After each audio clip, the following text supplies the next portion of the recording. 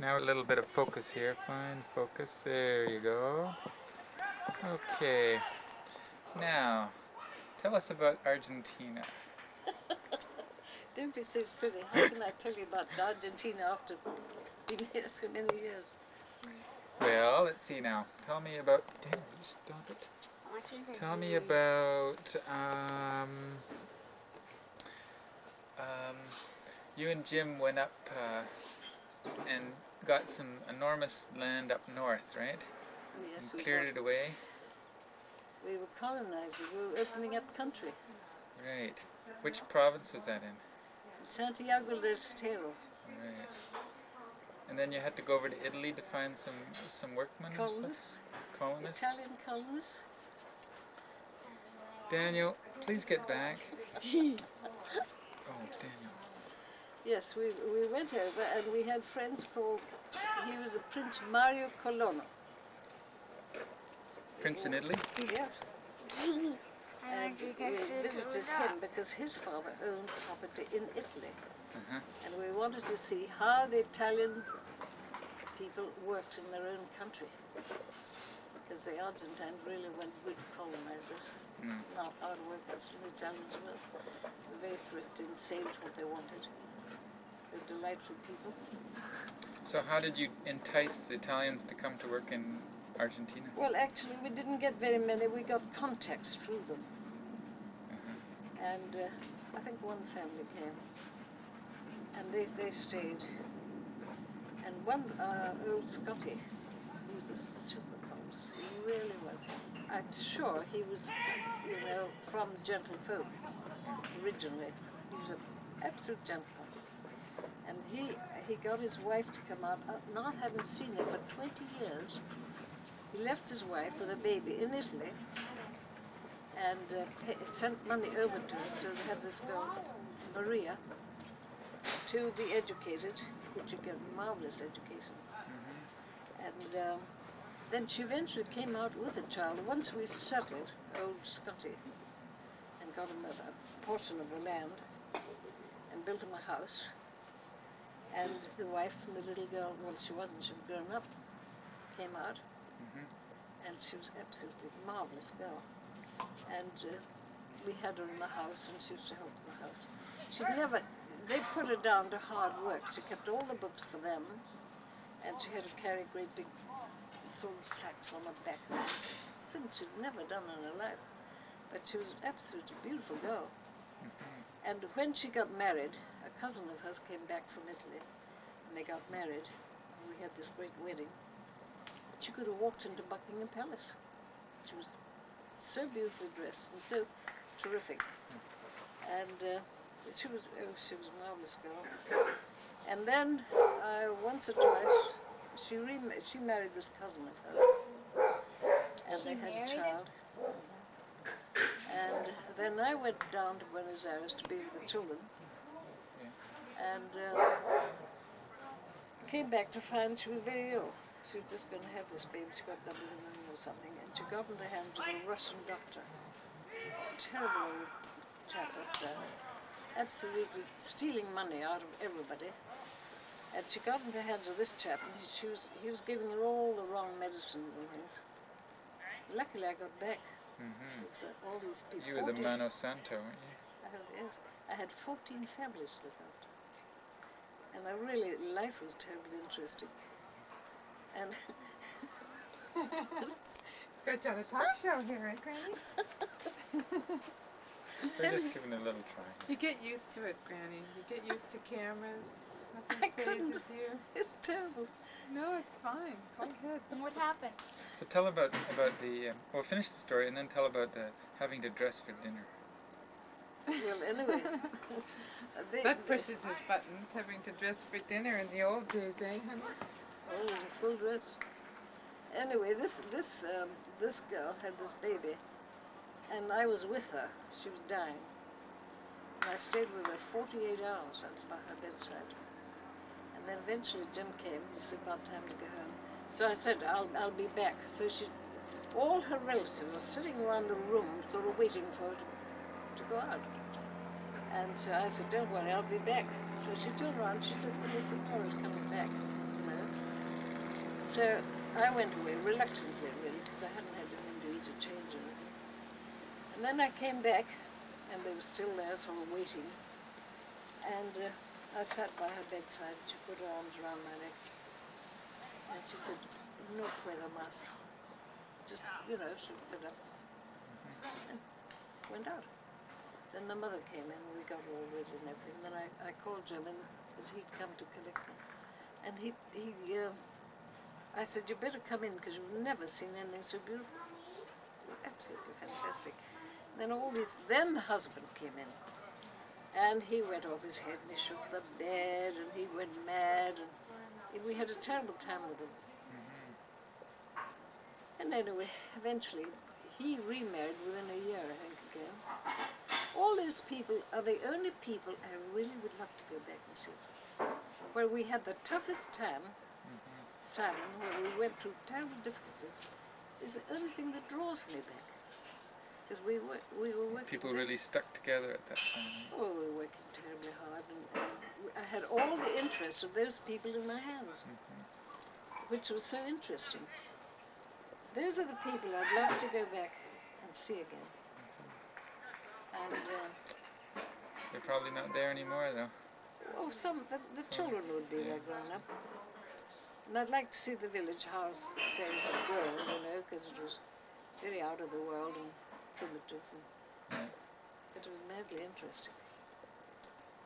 Primitive, but you had to keep a certain standard of... oh, we kept all the standards up, absolutely. Then we threw a house party with these 4 bedrooms. 1, 2, there's 4 bedrooms, tiny little house.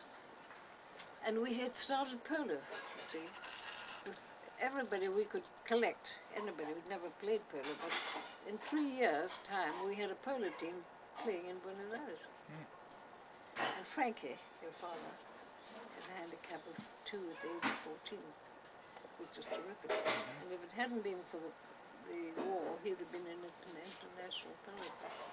He was in that sort of... Well, during the war, didn't he play with Mountbatten's team or something like that? Not in the team, no. He stayed with the Mountbattens, and Earl Mountbatten played polo in his own grounds, knocked the ball around with him. And that's when Frankie said, oh, his letters were so wonderful.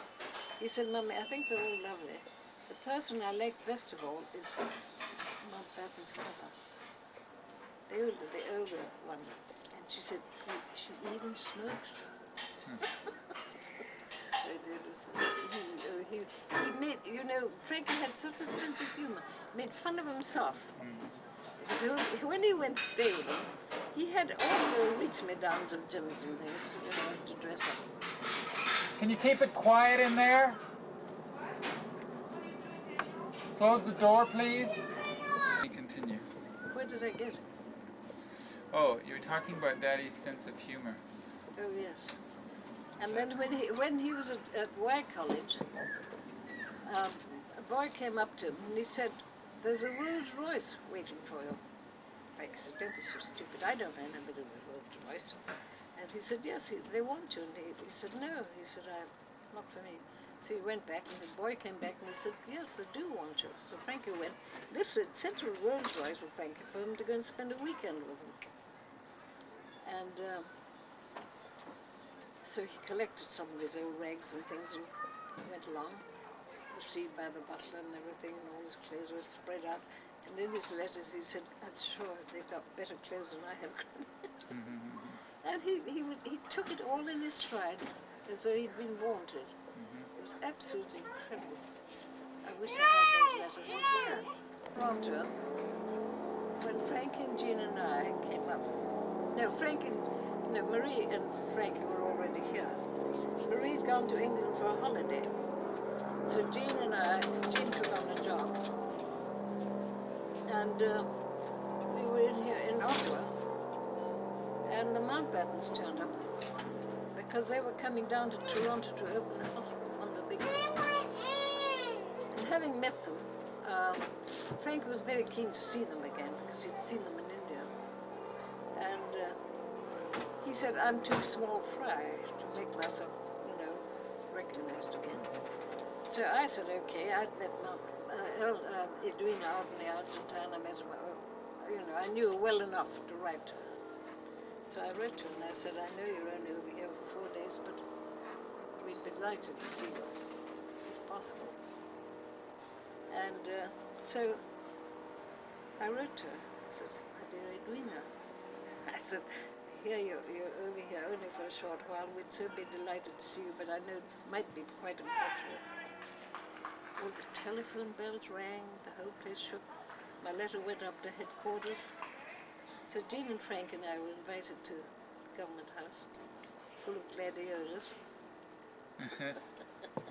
And she came in, because in my letter to her, I said, I've never been able to explain to you why I said don't come up and stay with us, because she wanted to come way up north and visit us.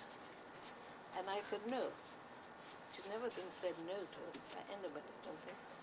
I said no. I said the weather was terrible, the locusts from the dust, and the whole place was ghastly. And I'd been through a bad year. And I couldn't entertain her. If it had been at home, in our own home, we could entertain her lavishly. But then she said, well, anyway, you won't have me this time, but you'll have me next time. And then I went to see her off. And she said, well, when you come to England, you know where to come. And coming over, I only came because Jean was so ill. And I wasn't interested in being presented, or I wasn't interested in the social life. I hadn't the money anyway. So after 4 years, I rang them up. I rang her up. And whoever, our secretary, answered, and she said, they're in Ireland. But when I said, I'm Mrs. Bell, she said, Mrs. Bell from the Argentine. I said, yes, they'd be delighted. So they came back from Ireland, and I had a phone call. And it was terrific. And they arranged to meet, go and have a gin and tonic with them. And her cousin, who'd been with her, Redburn, I think. And they'd really arranged for her to come too, because I'd met them both in the Argentine. And we sat and had a long chat. And she was just about to go to India. It was her last trip. And I said to her, she wasn't looking well. I said, you shouldn't go. And she said, don't say that, because all my friends had been saying the same thing. And she said, he left a note to say that how sad he was he couldn't be here because he just started a new job. He sent a message. Well, the day, I forgot to tell you, the day we met them in Toronto at the Government House, after she'd been in, when she came in, she said, your letter amused me because in it you said, I didn't invite you because I didn't think you could take it, meaning the situation. So she said, you didn't know what a toughie I am. So I very nearly said, more in one way. Anyway, then he came in afterwards. Who, Louis? Yeah. Close the door, Trevor. Looking terrific, absolutely. I'd never met him, and I was wanting to meet him because he'd done a lot with Frank. So he came in and sat down, open shirt, just perfectly normal net. Sat down, had a terrific chat, just exactly what I wanted. And I said, at one time, during the war, we tried to will you to come out with a great battleship and waving the British flag and making a big noise, because all the Argentines were so gullible. They would think, this is fine, And I was sitting in the lounge of the Continental Hospital talking to the military attaché. No, the naval attaché. And I said to him, because we were doing a lot of war work out there, I said to him, what we need here is somebody like Mountbatten to come out. Just casually talking normally. And he said, I think you're quite right.